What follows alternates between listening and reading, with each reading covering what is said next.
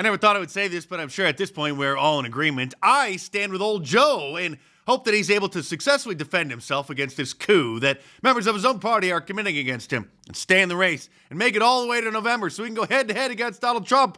Because if that's the case, then we got this thing in the bag. Even if they swap him out with Kamala Harris, we got this thing.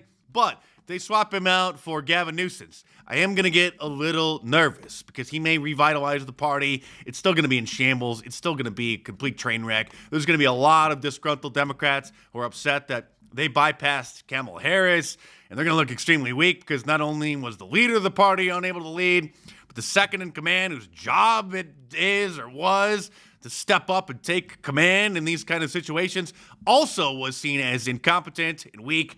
And so they had to grab some random other person in to try to finish the race. But sadly, it looks like old Joe's days may be numbered. Celebrities know what's best, and George Clooney, who held that mega Hollywood fundraiser for him just last month, has now turned on him and is calling for him to step down. So although I wish I were here with better news, the fact is that you and I are sitting here today because this will be your last week of employment.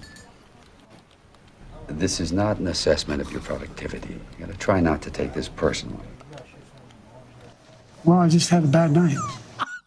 That's from meme maker Il Dondo Trumpo, and it looks like Barack Obama made the call to George Clooney to have him do the dirty work. And what makes this even more hilarious, aside from Clooney being the one to head up that fundraiser for him in Hollywood last month, is that event sparked the big media outrage over us showing the clip of Obama having to guide old Joe off the stage by the hand, where they then claim that we were using deceptively edited, cheap, fake videos. George Clooney turning on old Joe is one thing, but now Nasty Pelosi, former Speaker of the House, one of the most well-connected politicians in America, basically sounded like a mob boss on MSNBC and made old Joe an offer that he can't refuse. Does he have your support to be the head of the Democratic ticket? As long as the president has it's up to the president to decide if he is going to run. We're all encouraging him to make that decision because time is running short. Of course, he already made that decision. He made it loud and clear. Here he is last week, a full week after the controversy has been brewing, and it was already the lead story in the country for 7 days in a row. Well, guess what? They're trying to push me out of the race. No! Well, let me say this as clearly as I can. I'm staying in the race. Good. I'll beat Donald Trump. I will beat him again in 2020.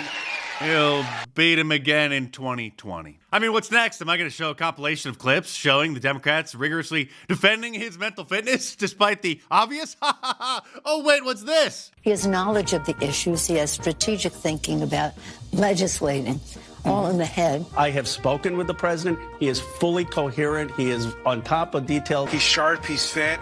He's always answering questions. I think that Joe Biden's mental acuity is very, very on. He's one of the smartest, sharpest people I've met in D.C. There's no doubt in my mind that the president is mentally fit for office. We see Joe Biden up close. We know how attuned he is to the issues, how informed he is. And I debate with him about legislation, and not debate, but discuss it with him. He's right there. Joe Biden has vision. He has knowledge. He has a strategic thinker.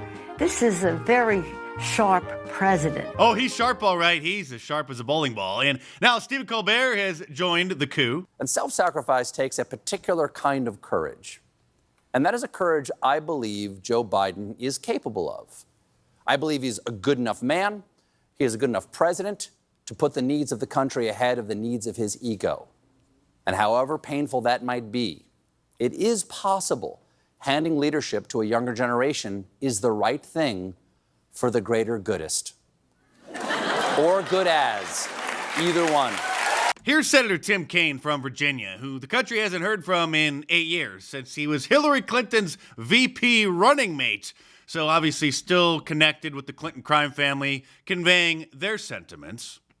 I have complete confidence that Joe Biden will do the patriotic thing for the country, and he's going to make that decision. He's never disappointed me. He's always put patriotism and the country ahead of himself, and I'm going to respect the decision that he makes.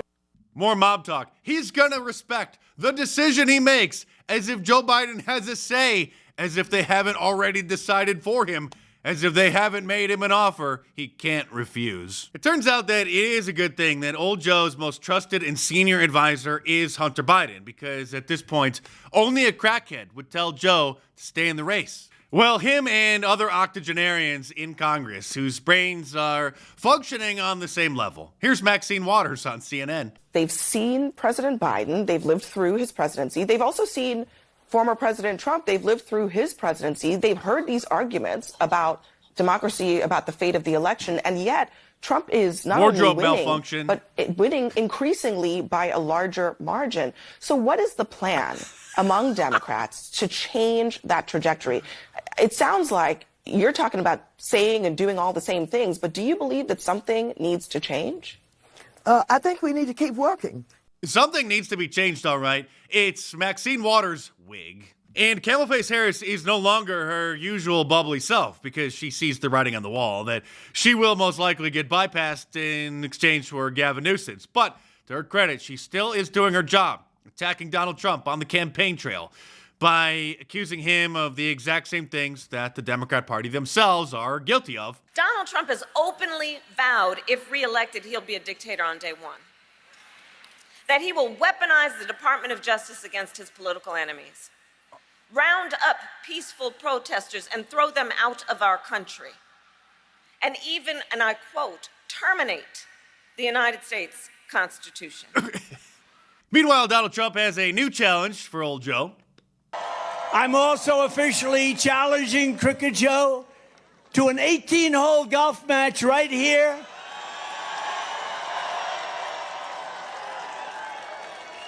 on Doral Blue Monster, considered one of the greatest tournament golf courses anywhere in the world, one of the great courses of the world.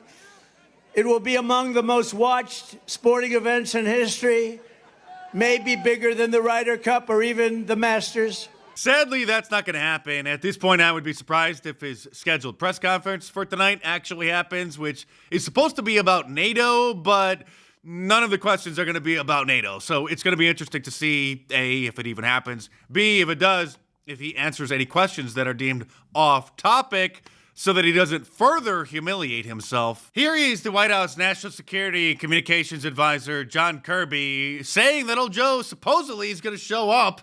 The president will hold a press conference, I guess a big boy press conference is what we're calling it, and take some questions from y'all. A big boy press conference. By the way, this is not a deep fake.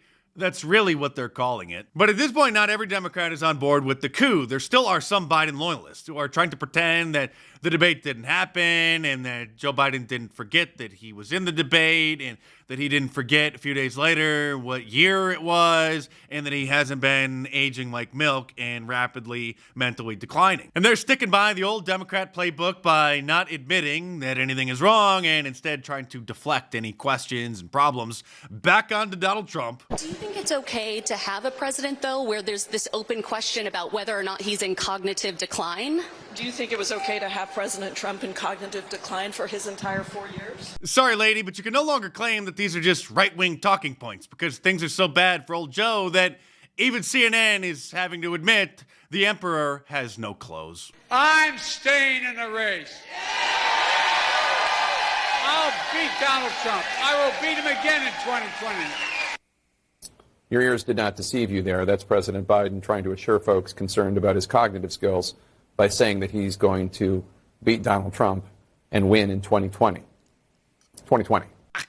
Well, like I said, we should all be praying that old Joe tries and that he is able to stay in the race, because if they swap him out for Gavin Newsom, this is going to be a whole new game. Something else that's new is the Teflon Don 2024 shirt, or the MAGA Mafia official member since 2016 shirt, which you should order from my online store at markdice.com or click the link in the description below. Now, most of the designs also available in tank tops for the summer as well, so just click on the main shirt that you want, and then down below, you'll see the different options for the tank top, long sleeve, and the hoodie. So head on over to markdice.com or click the link in the description below and check them out.